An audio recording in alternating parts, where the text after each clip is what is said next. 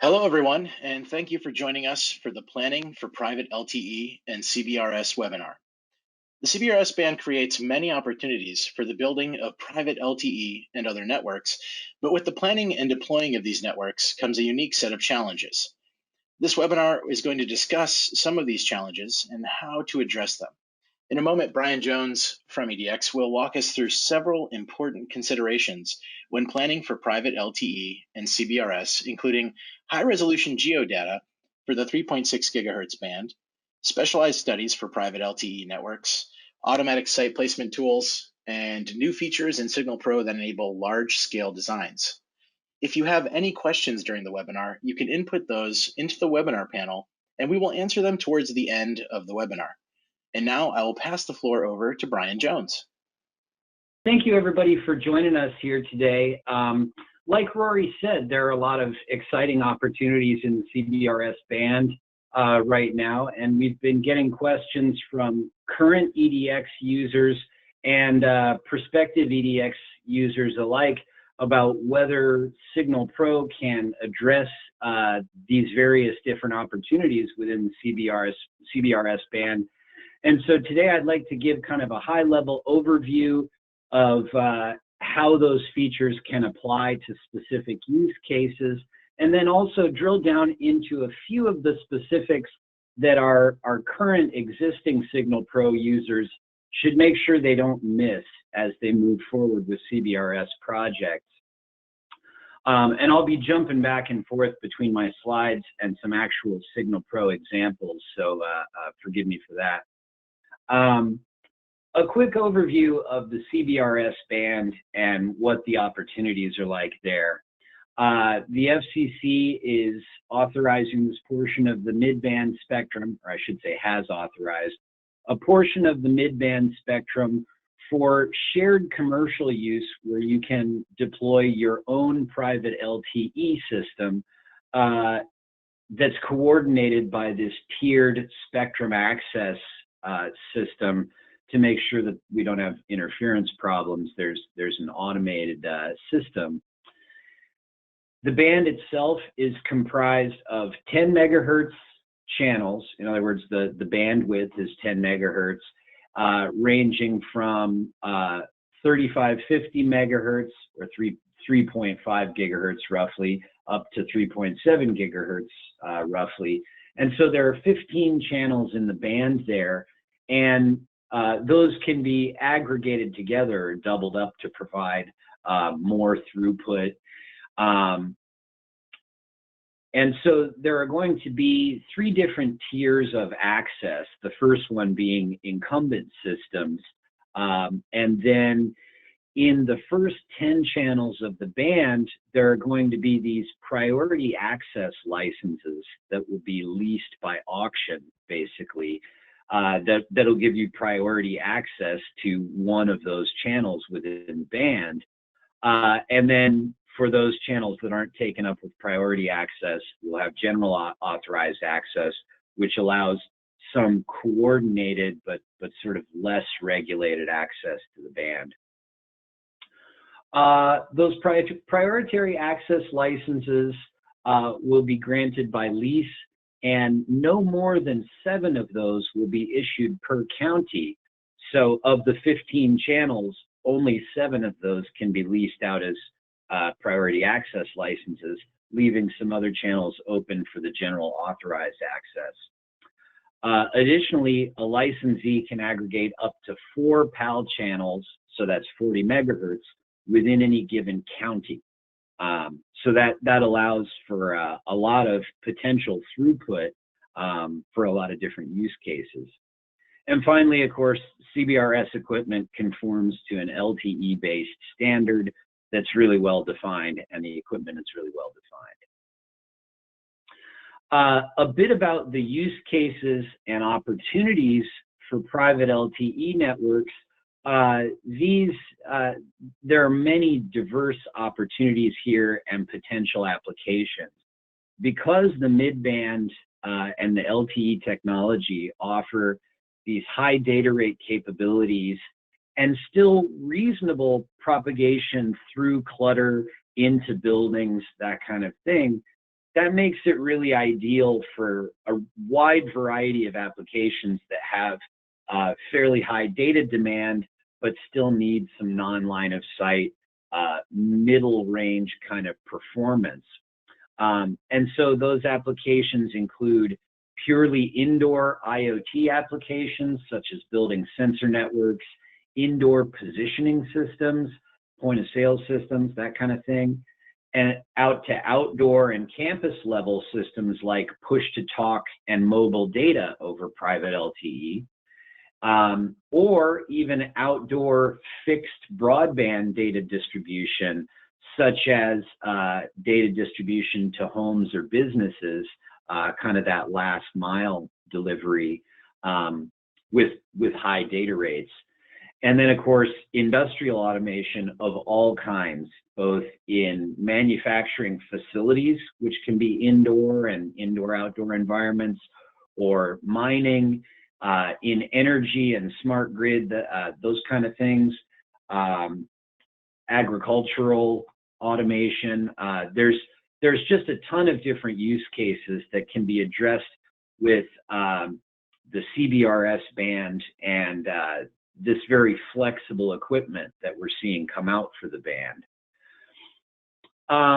So let's dig into some of the considerations that should be taken into account when you're actually modeling equipment or networks in the CBRS band within SignalPro.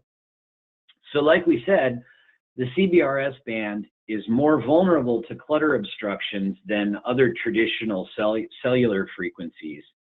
So 700 megahertz or 900 megahertz are going to be more resilient to penetrating through foliage and into buildings and things. And the CBRS band is a little bit more sensitive to those obstructions, which means smaller cell sizes and the need for a more granular model of the world. We need more detail to take into account empty spaces for streets and roads and parking lots, to try and take more precise account of foliage and where actual buildings are. And of course, depending on your use case, those needs may still vary from one application to the next. And we'll take a look at some of those.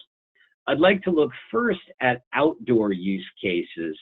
And so I'm going to jump to this project here, where I've got a CBRS fixed multi-point data distribution example here.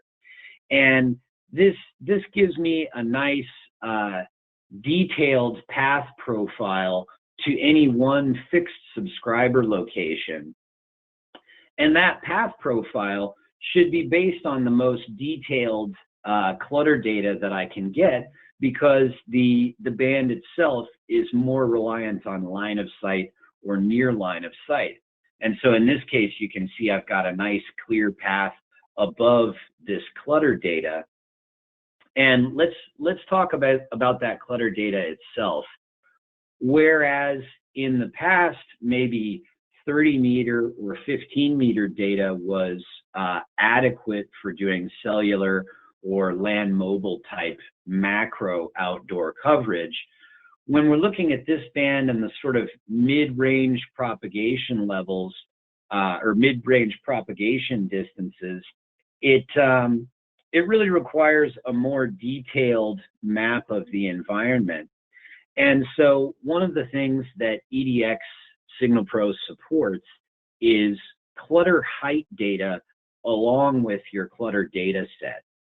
In this example here, I'm using 10 meter resolution 2.5D clutter data. So in other words, that's a 10 meter grid of clutter types, such as what you can see down in the status bar here. When I mouse over different areas, it goes from grassland to forested to up here we've got some commercial, industrial, or open space. Those are the land use categories. I'm also very interested in the actual height. And in a 2.5D clutter data set, the heights of the clutter at each grid point is also measured and incorporated as part of the data set. So these areas we're looking at here, if I zoom in on this little subdivision, the areas of tree height have actually been measured as part of the data set. And if you look at the clutter height here in the status bar, that varies as I mouse over the area, even if the clutter type is the same. And that offers a much higher level of confidence for planning at a band that can be more line of sight dependent, especially if your antenna heights are down closer to the ground and have more potential of being obstructed by clutter.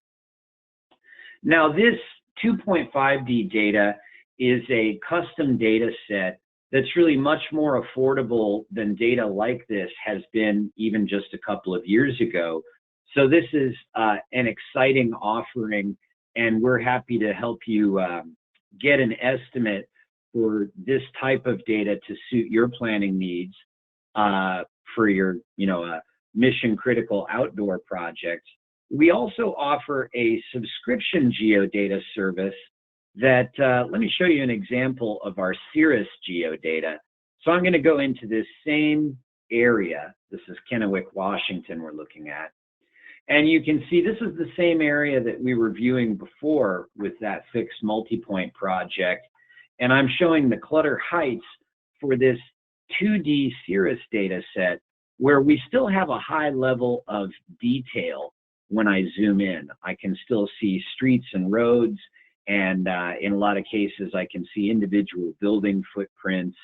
But out here in a residential subdivision, all of the heights, for example, developed low intensity, that's one homogeneous height that gets set in the clutter attenuation file here.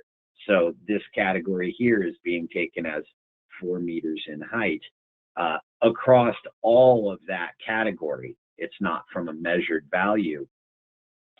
So the strong point of the CBRS subscription data is that it's readily available. You subscribe to it ahead of time at a low cost, and then if you have a project area for a given market, you can quickly go to our tile selector, download the data for your area, and get nice granular 2D clutter and 3D terrain data for your project so that you can do initial dimensioning estimates and respond to RFPs and that kind of thing very quickly. And then if you, let's say, for example, you win a bid and you are going in to do a full network design and finalize it, that's where you might consider using a custom geodata set that's actually got the measured clutter heights, so that 2.5D clutter data, like what I've used in here, which is just another level of granularity that you can apply to your outdoor projects so that you can have a higher confidence in those path loss results. This is another good CPE to look at here, because even though it's fairly close to the base station or the E node B, it's only getting about half the data rate it could. And the reason for that is because of blockage by trees in this residential area. And so, dealing with a more detailed model of the environment just gives a higher confidence in the path loss prediction and the results.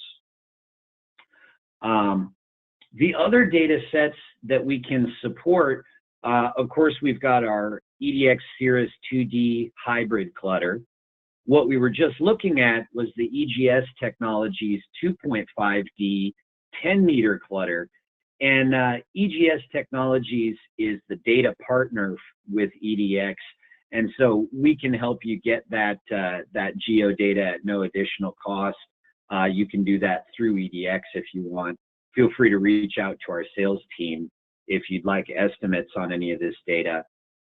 We can also do that 2.5D clutter with measured clutter heights at a 2-meter resolution, which is extremely granular. And that would be really for very mission critical systems or places with a whole lot of clutter variability that you wanted to account for. In this band, honestly, it might be a little bit of overkill, and the 10-meter product might be more more relevant for this band. But then beyond that, we can also support full 3D polygon building data, and we'll talk a little bit more about that when we look at the indoor use cases. So in your path loss models, it's important to have a physical model with a nice detailed data set underlying that for this band. Let's talk a little bit about the equipment now. The standard for the CBRS band simplifies the various different equipment parameters a great deal. It makes it really easy to do initial dimensioning estimates and things like that, because there's really only two kinds of eNode B. Although different vendors offer different solutions with different antenna configurations and things like that, ultimately, we've got two kinds of eNode B that you can have. And the Cat A, or Category A, CBSV, is a 1 watt radio, or 1 watt EIRP. And it's for indoor or outdoor use cases. And if the eNode B is outdoors, then the antenna height needs to be less than 6 meters above ground level. So this is more sort of an indoor AP or outdoor microcell kind of an eNode B. And then the Category B is a 50 watt or 47 dBm, and it's expected that these are going to be outdoor use cases with an antenna height greater than 6 meters. And so these are more your outdoor microcell or sort of mid-range type of devices. And the one suggestion we have here for modeling these well within SignalPro, I should say the first suggestion, is to make sure and use the site templates. You can go in, and I'll edit my templates here, and you can see I've set up both Cat B and Cat A omnis sort of generically in this project.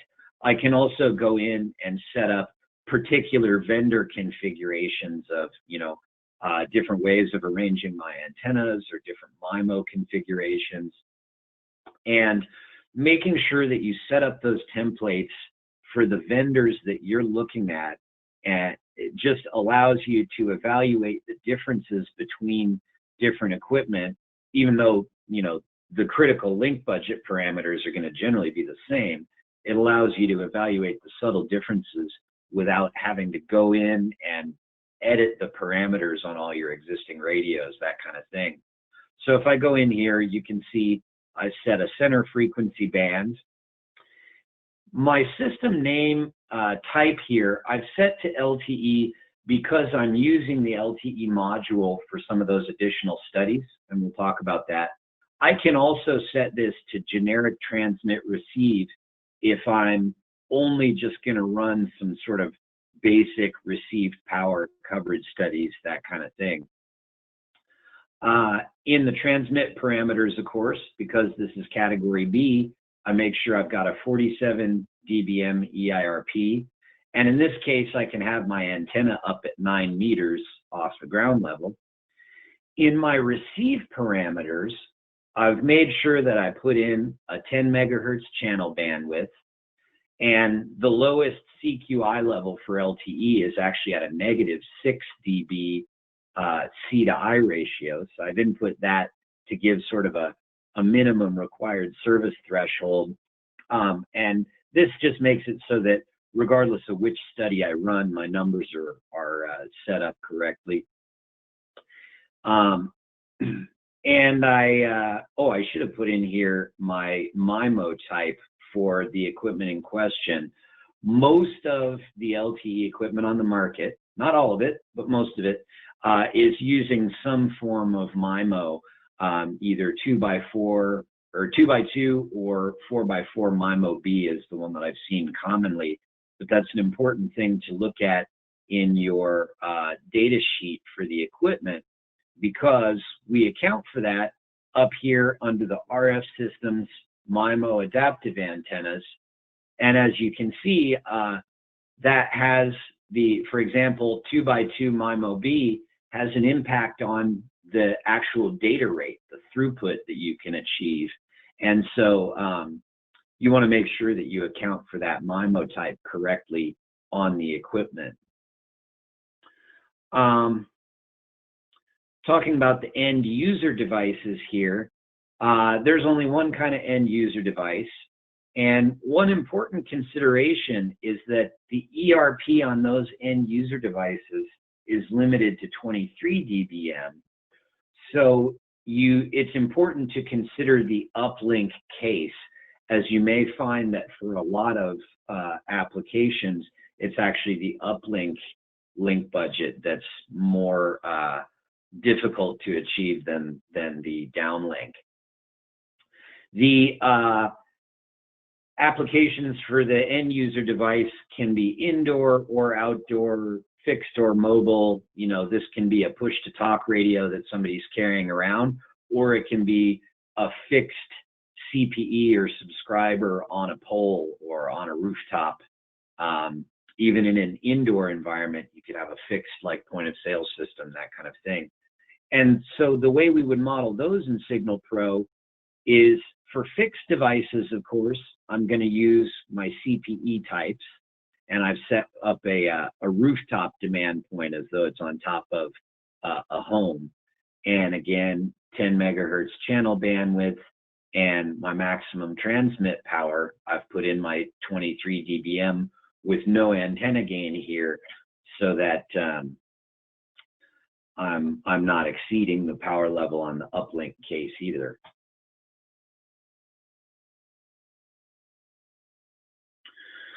So let's talk a little bit about what you can accomplish with just SignalPro versus with each of the different modules.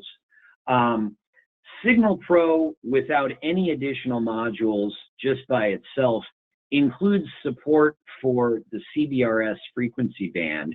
We've got multiple propagation models that are appropriate here, including the Anderson 2D, and also potentially you might want to use the 3GPP 5G model if, for example, your customer is requesting that or something like that.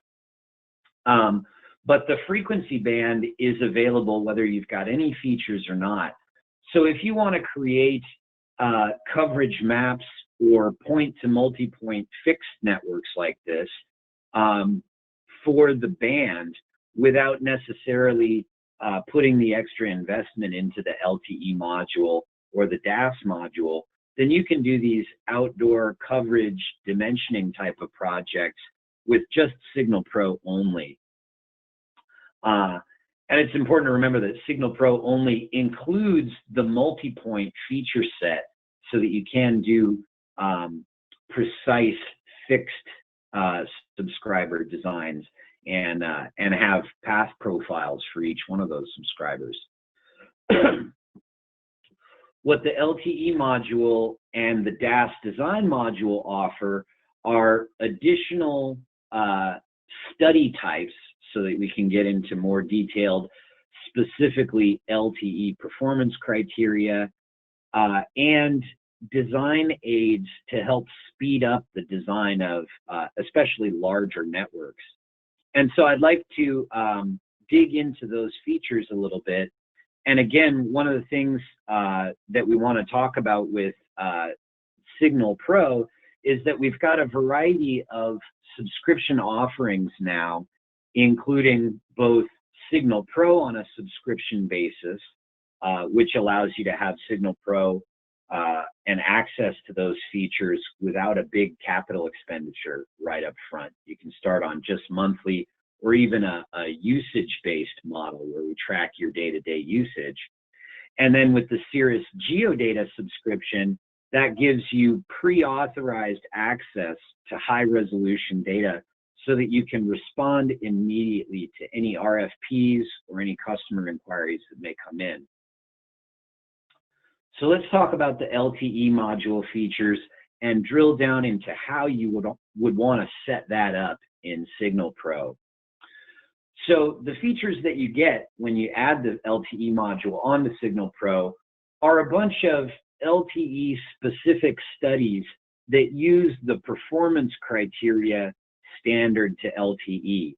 So the performance criteria are usually RSRP and RSRQ, which are sort of the signal quality measures, and then data rate, which is of course just megabits per second on the uplink and the downlink, how much can we theoretically deliver. And then CQI is your modulation level in LTE. And there's a bunch of others that are LTE specific. Along with those studies, you also get the automatic site placement tools, both for area-wide networks and for fixed point to multi-point networks. So if you give the software a list of candidate eNode B locations and an area to cover or a list of subscriber points to cover, it can go through and automatically help you select those sites in a way that's automatic, but also allows you to modify its suggestions quickly and easily so you can apply some human intelligence to that. And that tool is capacity aware so that you can plan for a higher capacity network. And it's also potentially cost aware so that if there are relative costs associated with one tower over another, you can have those taken into account in your auto selection as well. And so potentially that can really speed up the process of designing a network that might have a number of eNode Bs out across a county, for example, to allow the propagation model to pre-compute the coverage of each of those candidate locations and then select you the most efficient collection of them to serve the area, can result in not only a faster design, but also a more efficient design with less equipment so that you can bid more competitively. And finally, with the LTE module, you get traffic loading and Monte Carlo simulation so that you can look at how the network performs under different capacity loads and where sort of the breakdown point will be, especially again on that uplink case as the network gets more loaded. So let's talk about those settings if you do have the LTE module and you're going to go in and set up either area studies that are LTE specific or multi-point studies that are LTE specific. I would of course go in and set up my mobile remote for an area study or my CPE types for a fixed multi-point study. But then I also want to go into network design analysis, LTE networks, and here under system details and service area, I need to go in and define the LTE system profile that conforms to the CBRS band spec. And that's going to be a 10 megahertz TDD channel. There is a place down here where you point to a channel plan template. Now, you can create the channel plan template over here in the utilities menu. And you could either create a generic one that covers all 15 CBRS channels, or what I've done here is I've made one that's got just those first 10 priority access license channels, because if I'm going to apply for some of those priority access licenses in a county and maybe get 2 or 3 of those so that I've got protected channels within the band, then I can apply those as a reuse pattern out across my project and actually be able to set those channels as static rather than have the access service platform tell me what channel I'm going to be on. And so that's what I've done here. Let me show you that channel plan template file. Assuming I can still find it. Yeah, okay, so here's my PAL channels, and there's the 1 through 10 starting at 3555 with a 10 megahertz bandwidth. And so you can set this up either to give yourself just a few channels or give yourself the whole band to work with.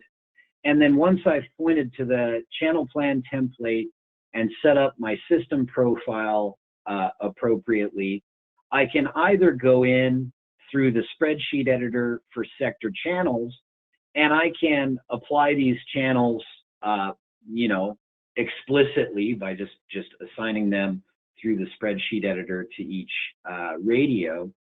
Or I can go in and use, we've got under LTE automatic frequency planning, this is the area-wide channel assignment function, which will go through and try to assign channels to the sectors on an interference mitigation basis for the entire study area. Or if I'm doing a fixed point to multi-point with subscriber locations like this, then I can go into multi-point backhaul networks. And I want to do the assigned channel servers and channels here, which looks at the actual fixed subscriber locations and how those will interfere with each other, and how the channels, rather the downlink channels, will interfere for the subscribers. So if there's some interference out here where we don't have subscribers, it will disregard that and just look at the interference picture for those subscribers we care about. And sometimes that can change the channel assignment that will work best. So we offer both of those channel planning modes for area wide or fixed.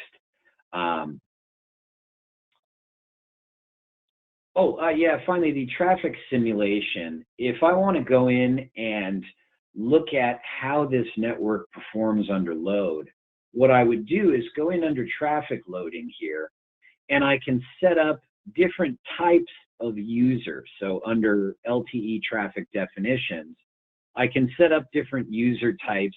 And you can see in this project, these are unconfigured. I haven't loaded any traffic on this because I've got fixed subscribers. So this is not an area network. But if I were doing an area network and I wanted to load traffic estimates based on the coverage area, then I set up different user types here. And I set up the density of users across either a uniform distribution across the whole service area, or I can select to base them on land use, or I can even create a traffic database for my area. If I've got like measurements of mobile traffic out over an area, you can plug that in as well. And this calculate average traffic load on each sector will take those definitions at whatever density you set and look at the coverage footprints of the different eNode Bs and say, okay, here's how much traffic we expect each of those eNode Bs to be supporting. And then you can run your data rate and CQI studies, under area studies here. I would go in and add the LTE studies for, my CQI types or the actual data rate. I can look at my uplink C over I. Any of those real specific studies for the different performance criteria, I can look at those under traffic load. And then additionally with that, we've got the Monte Carlo simulation here, which ultimately will move the mobiles around through the mobile environment and allow the traffic to vary up and down so that we can see sort of at what point the network becomes overloaded and performance really starts to degrade. And this is kind of a typical cellular approach to capacity and traffic planning that's pretty well proven for LTE in other bands and should apply equally well to this one. And of course, in the fixed network case, we can assign servers and all that kind of thing based on the capacity of the eNode Bs so that we don't have to make estimations of the traffic level. We've got the actual subscribers and we can input demands for those different subscriber types here.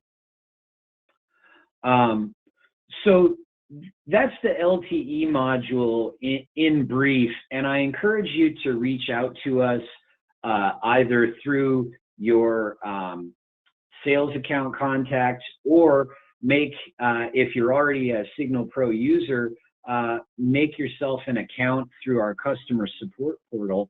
And if you have any questions or run into any confusion while you're setting these things up, go ahead and start up a support ticket, and our support folks can get back to you and help you out with that. Moving on to the DAS Design module. This enables indoor and indoor-outdoor design, which, as we looked at earlier on, there are a bunch of different great indoor use cases and indoor opportunities for this band to provide really high data rates ubiquitously across a building, to provide push-to-talk services, additional E911 support. There's a lot of possibilities there that folks are looking at. And so what the DAS Design module adds on to SignalPro is our building editor tool, which allows you to create 3D building models out of AutoCAD DWG or flat image files of floor plans. We've got completely customizable DAS equipment lists, so that whether we're talking about self-contained access points or separated radios and cables and antennas where you're actually going to design out a DAS system in the building, you can add that equipment into the DAS module easily and have it accessible for any project. And I'll show you how to do that in just a moment here. It's important to note that all of those LTE module studies and features we just looked at for the macro outdoor networks are available within an indoor DAS module project as well. Your SignalPro indoor projects are still fundamentally just a regular SignalPro project at a small scale and with a very detailed database. So any of those RSRP, data rate, CQI studies, all that stuff is available indoors as well when you add the DAS Design module on. And this is one place where SignalPro really stands out, is that because we have the same tool for looking at both outdoor and indoor propagation characteristics, you can build outdoor to indoor campus level or microcell level models where you can design a solution that covers the indoor spaces as well as the outdoor spaces and show that as part of one seamless project. That's, again, using our Anderson outdoor to indoor propagation model, which in the outdoor environment is our Anderson terrain and clutter sensitive model, and in the indoor environment transitions over to our wall crossing indoor model, both of which are very easy to tune and can be made to correlate up really well with walk test and drive test data. So let's take a look at an indoor project here to just talk through those features. This is, I modified the sample project indoor DAS demo, which is basically just a single medical office building with 2 floors. And it's important to notice that in this dropdown, I could have multiple different buildings arranged in a campus and you know, situated relative to each other. And each of those buildings can have multiple floors, which will be treated in a 3-dimensional way by the propagation model. So this is a truly 3D model that we're looking at here, even though I'm, just for clarity's sake, I'm looking at it top down.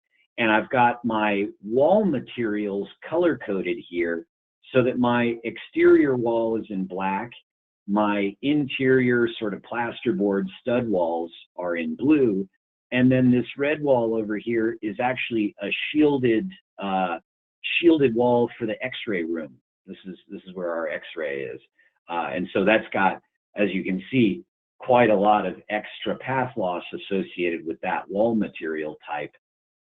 And you can account for those different wall material types in an indoor model by modifying the wall material file here, which we give you a default one that's based on some published data about propagation through different wall material surfaces. So we've got kind of standard surfaces in here to begin with, but if you've got particular engineered building materials, you can add those to this table. And if you're working in, say, an industrial or a manufacturing facility where you've got, you know, big steel walls and extremely lossy surfaces, you can go in and modify the attenuations in here as well. It's worth noting, this table starts out with the frequency bands 2 gigahertz and 5 gigahertz represented in here, and there's a difference in the attenuation for each material type. If you're working in the CBRS band a lot and you want to be able to tune and adjust these material types, it's worth adding in specifically the 3.7 frequency to this table and dealing with attenuation specifically for that. What the software does is interpolate between the values that it has for whatever frequency it's working with, and adding in that additional frequency band just will make the model a little bit easier to tune with your walk test data. And again, you can add in whatever material types that you need to this. And constructing the building models themselves, you do that with our DAS design editor here, which I've already got this building imported and built, but we've got features to build this both from a flat image file that you would just overlay on the screen and basically trace out your walls on the map with the Draw Polygon tool. Or if I've got an AutoCAD DWG file, I can import those and take the layers from that AutoCAD file and assign wall material types to them to sort of clean up that model and very quickly make, you know, a high-rise office building or that sort of thing, if I've got floor plan AutoCAD files for each floor. And so that allows me to go in here and construct the 3D building model. And again, under propagation models here, at the moment, I'm using my Anderson outdoor to indoor model.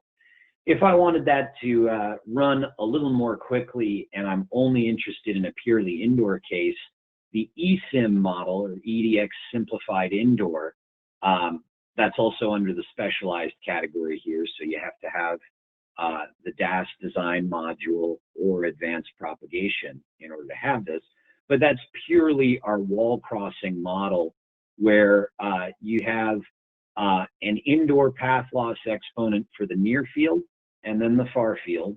So this applies some additional attenuation above free space for the fact that your space is constrained by a ceiling and a floor. So you get a little bit of extra loss per distance.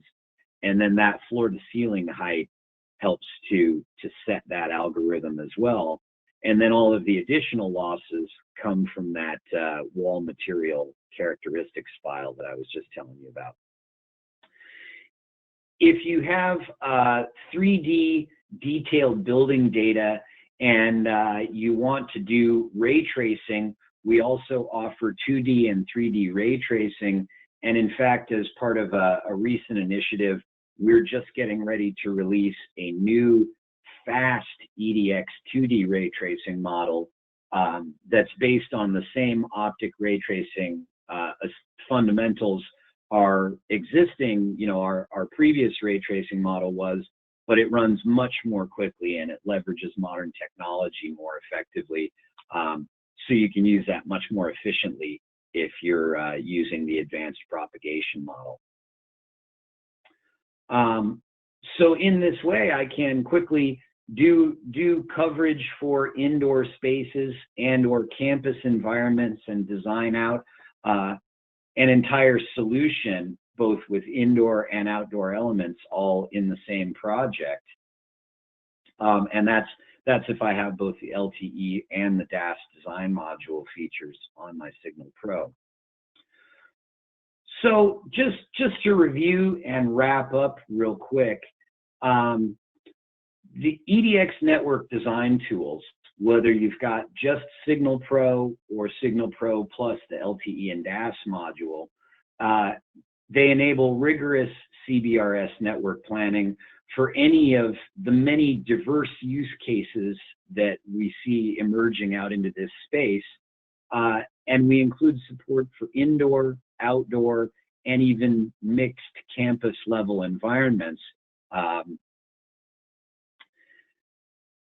One important point again for outdoor projects is that they may require more granular modeling, more detailed geodata than traditional cellular and land mobile plans you may have done in the past. And so if you have any questions about the geodata that you currently have or what's available, or would like a price estimate for a particular area, please do feel free to reach out to us and we can help you find a solution that's right for your budget and right for the use case. And finally, again, with the new subscription pricing options that we offer for SignalPro and for the Cirrus geodata, the barrier to entry on these tools is lower than it's ever been. It makes sense now financially for a small consulting shop that may only have a couple of these projects in a year to be able to keep the SignalPro tools on hand and ready to use anytime, up to large enterprise-based,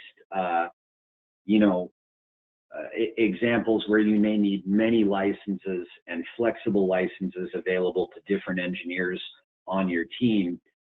We've got options to fit those, including permanent keys, monthly subscriptions, all that kind of stuff.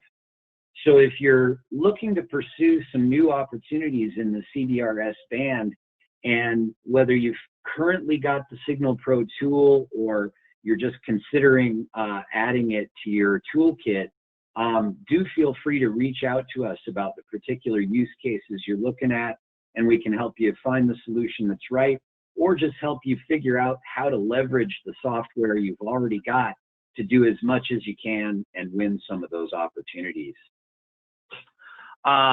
That is what I had for you here today. If there are any questions, please go ahead and type them into the chat window. I'm happy to field technical questions about particular use cases or more general questions.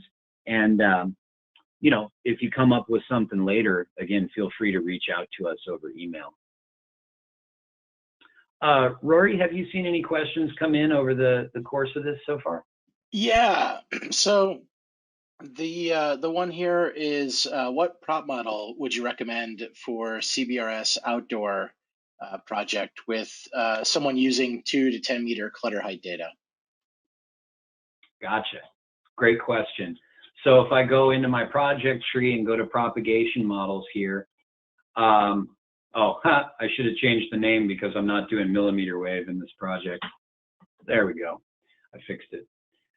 So for the CBRS band, we're recommending, and I think it's really well justified, the Anderson 2D model and especially if we're talking about the 2.5D clutter data, where we have measured heights for each pixel, each grid point, whether we're talking about 10 meter or 2 meter, I think the right way to apply that clutter loss is with the add clutter height to terrain height option, because that treats the clutter like an obstruction to be diffracted over. It's not going to do any pass-through clutter loss, which pass-through I think is more appropriate when the clutter data set is less granular and it represents sort of a probability of there being an obstruction there, rather than a measured foliage obstruction or a measured building like we have in the 2.5D clutter. So I would say that if you have a more generalized, lower resolution clutter database, probably the pass-through loss option is more appropriate. But if you're using 2.5D clutter, or if you've done some careful validation of the clutter height estimates with your cirrus or other 2D clutter, then maybe the add clutter height to terrain height can be appropriate as well. And also note this clutter exclusion distance, that this is a setback where we assume free space around the antenna on both the transmit and receive side.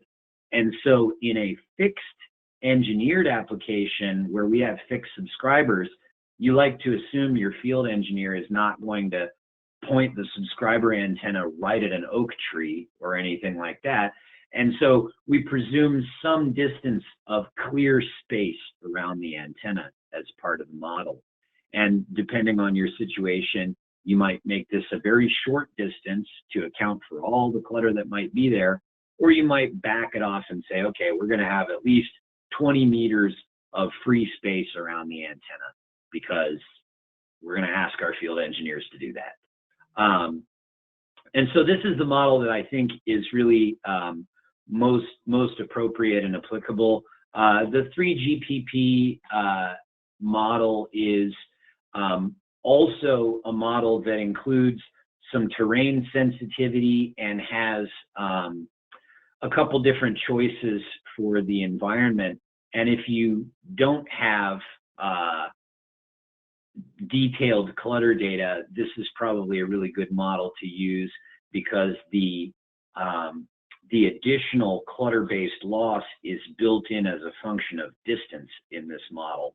So I would say this is a good pre-dimensioning, pre-design model to use for outdoor use cases where you don't have detailed clutter or it's, you know, pretty underwhelming clutter. I think that about covers that question. Are there any others, Rory? Yeah, so when we talk about, you know, the clutter data with the 2D data that we have where it's based on the attenuation categories, right, the clutter codes, and you can actually go in and edit those clutter codes to change the heights. Is there anything similar with the 2.5D or with the clutter height data? You know, are you capable of going in and changing any of those heights or editing that data like you can with the 2D data? Right, good question, and that is really a fundamental difference between those data sets and how they're leveraged within the software. So what you were saying just now was in the cirrus data set, which is again is a standard 2D clutter data set that gives a category for each location. We have developed high intensity, developed medium, etc.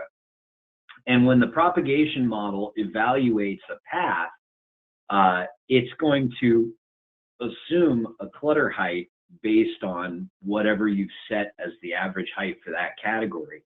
And so that needs to be kind of validated carefully on a market by market basis, or you might underpredict or overpredict coverage because what forested means in this market is different in height from what it was in the last market.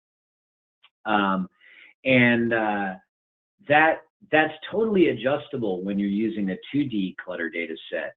If you're using 2.5D clutter with measured clutter heights, then these values are not taken into consideration at all anymore because these are just our rough guess, whereas the 2.5D data has an actual measured, averaged out value for each grid point.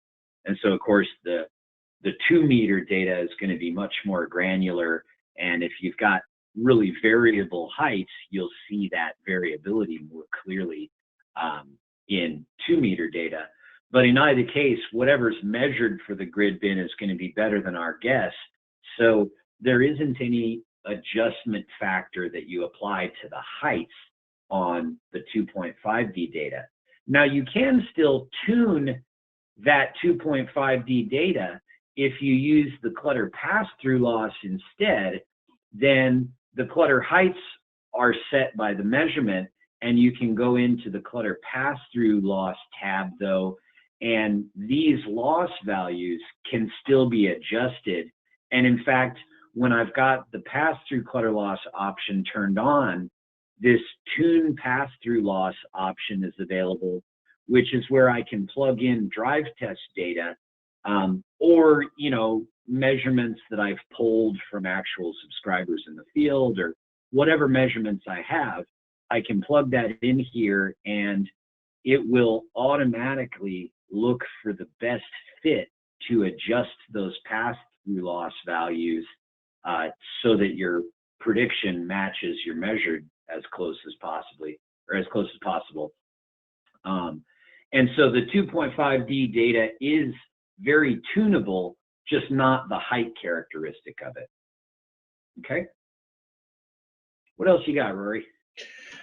That's pretty much going to be it for questions. There were a couple of data-specific questions that that were answered throughout that explanation for the data. And I also just want to mention that we did a webinar recently on the data sets that you see here, the 2D data and the 2.5D data as well. And so if you want to learn more about those specific data sets, as Brian said, you can reach out to us directly, but we also on our YouTube page have a copy of that webinar available for you to view. So if you just search EDX Wireless inside of YouTube, you'll find our page, and you can watch that specific webinar that is on the actual YouTube page. Great, thanks, Rory. I also I showed my last slide here, which has got some contact information for reaching out to us directly at sales@edx.com. I've got my own email address on there. If you've got tricky technical questions coming from your engineering team, your customers, yourself, if you've got, questions about how best to address a specific use case, something like that, I am available to field any follow-up questions on this material, specifically that we've covered today. So feel free to reach out to me or whoever your contact is at EDX, and we can get you the help you need.